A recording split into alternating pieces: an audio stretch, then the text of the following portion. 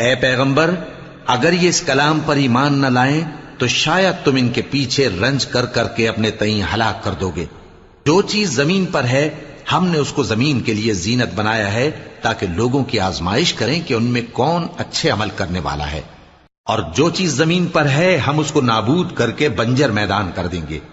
کیا تم خیال کرتے ہو کہ غار اور لوح والے ہماری نشانیوں میں سے عجیب تھے؟